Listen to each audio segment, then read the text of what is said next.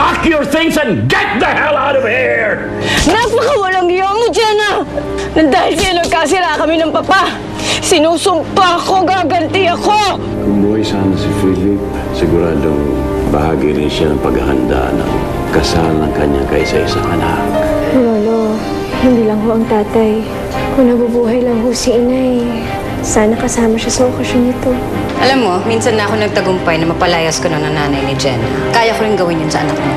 Palalayasan din ni Changi si Jenna. Ito nga pala ang calling card ni Dr. Anacleto Sembrano. Isa sa mga pinakamatalik na kaibigan ng papa mo. Gusto kong puntahan mo siya at personal mong imbitahin para sa engagement party ninyo.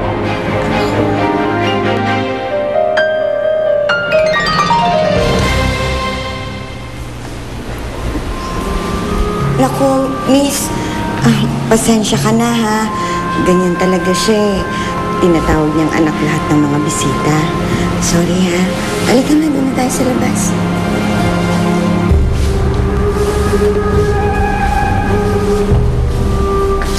Jenna.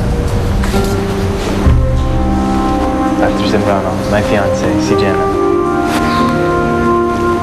Kamusta, Jenna?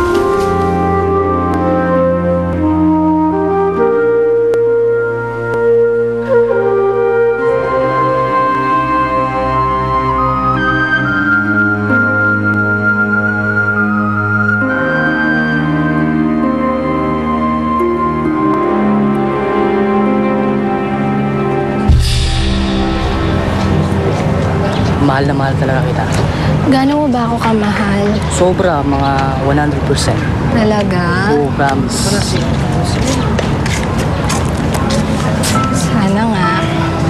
Totoo yun. Hindi talaga matotoo.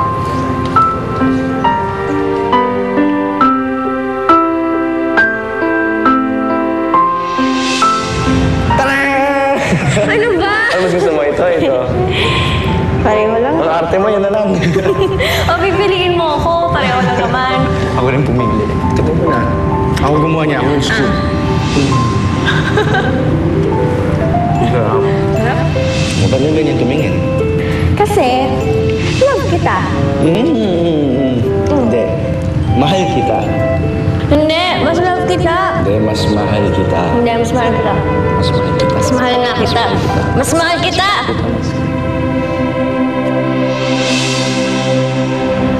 Kuya, promise mo naman. Bigyan mo pa yung isang chance si Ate Jenna. Subukan mo ulit siyang lapitan.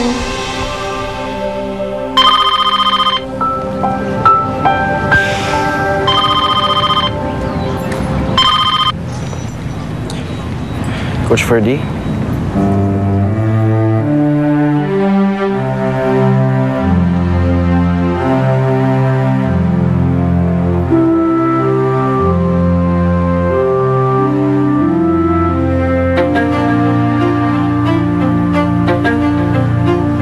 Halika na anak, alis na tayo.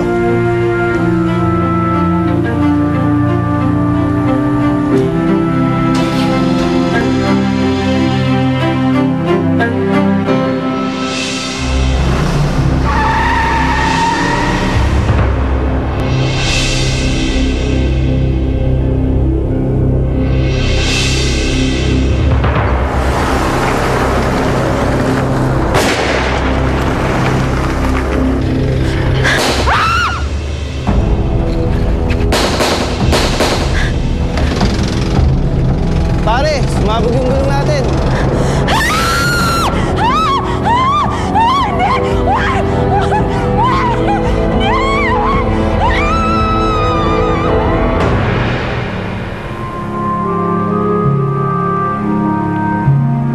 Philip, anak.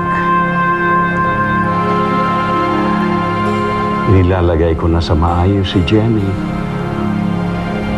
Sana sa ganitong paraan man lang, makabawi ako sa mga pagkakamaling nagawa ko sa inyo ni Risa.